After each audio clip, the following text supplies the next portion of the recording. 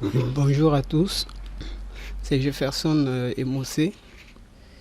Nous allons vous présenter aujourd'hui la suite de notre travail sur les explosifs, qui consiste déjà, c'est la réalisation des travaux de forage et de minage sur le site de la galerie Eassani, projet d'assainissement liquide de la route nationale. Donc le plan de notre présentation consiste déjà à vous présenter le choix et la conséquence de l'utilisation de l'explosif d'abord dans le projet, l'abattage par explosif, les artifices de mise à feu et le plan de tir sur l'explosif, l'organisation d'un tir, les processus et les paperasses liées à l'utilisation de l'explosif. Sans plus tarder, nous allons commencer par voir le choix d'abord et les conséquences de l'utilisation de l'explosif. Concernant le choix de l'explosif, la société Citra a opté pour l'utilisation de l'explosif dû au retard sur les délais de l'exécution, le rendement étant très faible pour une courte durée. Et quand un terrain a une dureté assez importante et une cohésion suffisante, les explosifs peuvent être employés.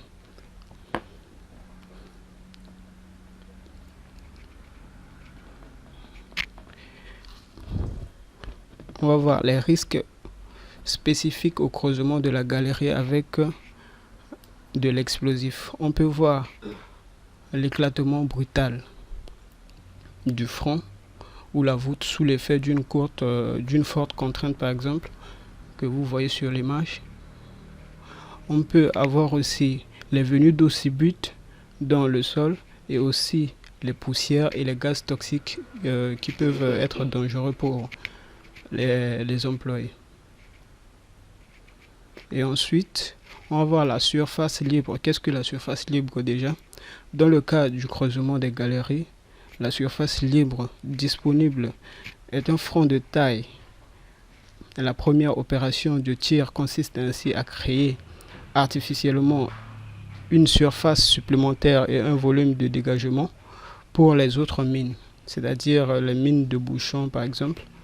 On distingue le tir de découpage ou post-découpage qui a pour rôle de favoriser la fragmentation des roches et éviter les effets arrière de tir, c'est-à-dire garder la forme de la voûte. Et sur l'écran, vous pouvez voir quelques exemples que j'ai cités. Nous avons la section transversale et longitudinale du tunnel.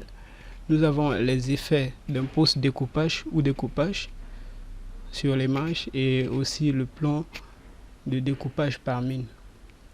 Tout ça pour éviter une décordance entre le coupe de la voûte. Par la suite, on va voir l'abattage par l'explosif. L'abattage par l'explosif, on peut voir quelques types. Voilà, quelques types de bouchons, les dispositions, les différents mines.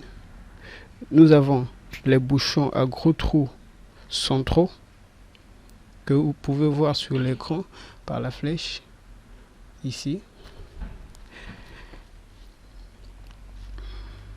Les bouchons en V ou prismatiques, les bouchons en éventail, les bouchons à trous parallèles.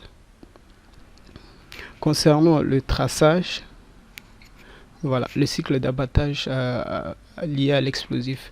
Concernant le traçage de la foration, on peut voir ici les taillons liés au bout des perforateurs pour permettre de creuser les fronts.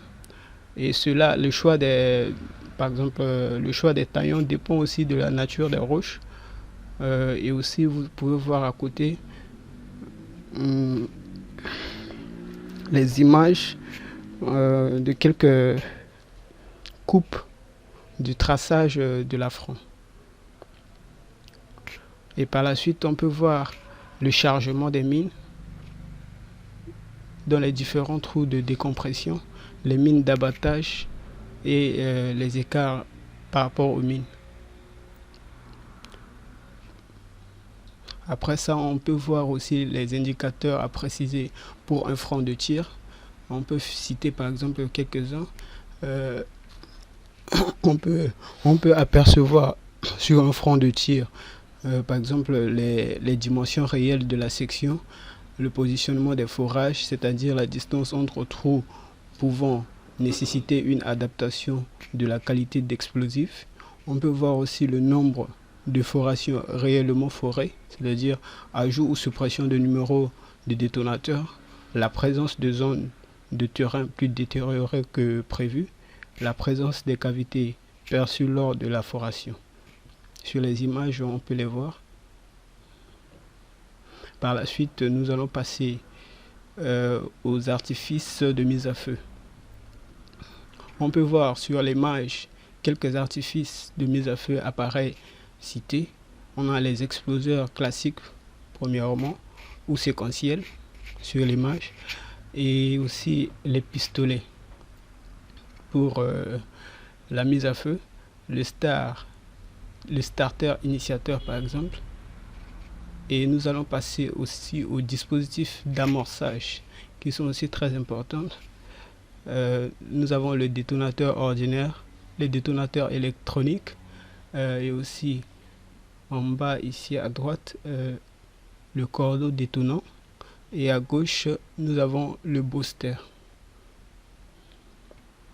Par la suite, nous allons passer pour vous montrer le plan de tir qui est aussi très important dans le projet. Concernant le plan de tir, on a opté pour un dispositif par transmission d'ondes de choc. Ça, c'est aussi important à noter. Voilà, le plan de tir, en gros, c'est ça. On peut voir quelques indications, ouvrage, la foration, l'explosif, etc. Merci.